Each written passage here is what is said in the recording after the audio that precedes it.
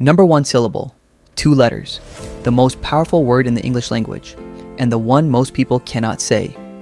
The Stoics understood that your ability to say no determines the quality of your life, not your ability to say yes, not your ability to please people, your ability to refuse what doesn't serve you. Seneca wrote to his friend Lucilius. People are frugal in guarding their personal property, but as soon as it comes to squandering time, they are most wasteful of the one thing in which it is right to be stingy. Think about that. You wouldn't let someone steal your money.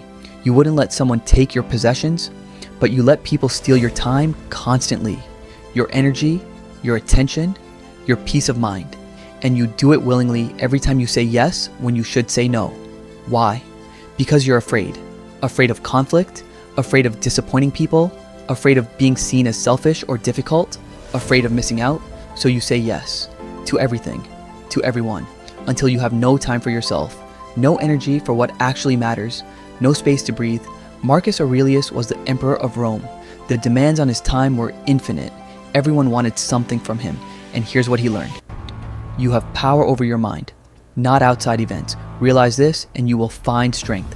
He couldn't control that people made demands, but he could control whether he met those demands. He could choose what deserved his attention and what didn't. He could say no to emperors and generals and senators when their requests didn't align with what mattered. If the most powerful man in the ancient world had to protect his boundaries, what makes you think you can avoid it? Here's the truth most people never learn. Every yes to something you don't want is a no to something you do want. When you say yes to staying late at work when you don't need to, you're saying no to your family. When you say yes to that social obligation you dread, you're saying no to your rest. When you say yes to scrolling social media, you're saying no to reading the book that would actually improve your life. You only have so much time, so much energy, so many hours in a day. Every choice is a trade-off, and most people make terrible trades because they can't say no. The Stoic practice is brutal clarity about priorities. You decide what matters, not what should matter, not what other people think should matter, what actually matters to you. Your values, your goals, your relationships, your growth. You get clear on this first, then you evaluate every request against these priorities.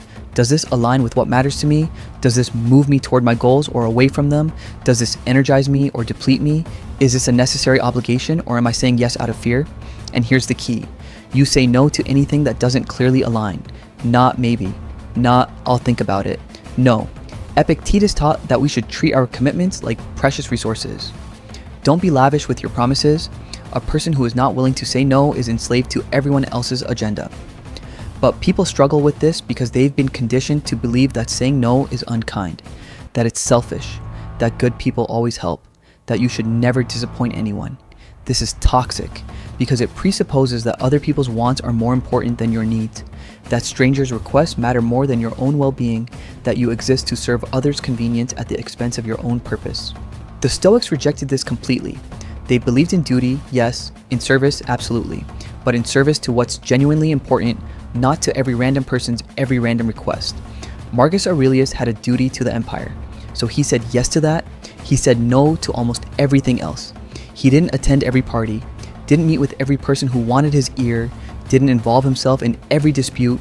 He protected his time and energy for what truly mattered. You need to do the same thing. Not because you're important like Marcus was, but because your life is important to you. Your time is all you have.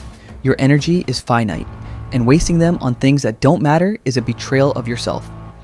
Here's the practice. For 1 week, every time someone asks something of you, you pause. You don't answer immediately. You say, let me check my calendar and get back to you. Or, I need to think about that. You create space between the request and your response. Then you actually evaluate. Does this align with my priorities? Will I resent doing this? Am I saying yes out of obligation or genuine desire? What am I saying no to if I say yes to this?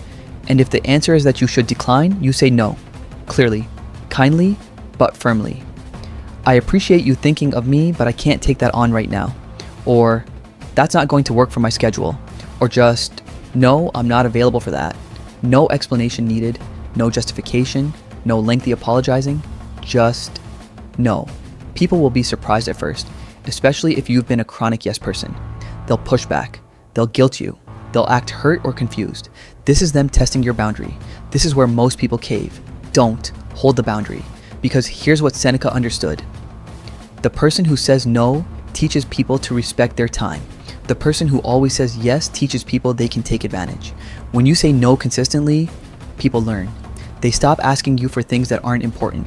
They respect your boundaries because you've shown them where the boundaries are, and paradoxically, the relationships improve because they're based on mutual respect rather than one-sided taking. But the real benefit is internal. Every time you say no to something that doesn't serve you, you're saying yes to yourself. You're honoring your priorities, you're acting with integrity, you're building self-trust, and self-trust is everything. It's the foundation of confidence, of peace, of effectiveness. When you trust yourself to protect your own interests, to honor your own values, to make choices that serve your growth, everything else becomes easier. The Stoics practiced this ruthlessly. They said no to luxury when simplicity served them better, no to popularity when principle demanded it, no to comfort when growth required discomfort. They weren't being difficult, they were being intentional. Marcus Aurelius wrote, "If you seek tranquility, do less," or more accurately, do what's essential, which brings a double satisfaction. To do less, better. Do less, better. This is the antidote to the modern disease of busyness, of doing everything and accomplishing nothing, of being available to everyone and present for no one. You don't need to do more, you need to do what matters. And you cannot do what matters if you're doing everything else. Your challenge, identify 3 things you're currently doing that don't align with your priorities. Things you do out of obligation or habit or guilt, and stop doing them. Say no. Create space. Use that space for something that actually matters. Will it be uncomfortable? Yes. Will some people be disappointed? Probably. Will it be worth it? Absolutely. Because here's the final truth. You're going to disappoint people either way.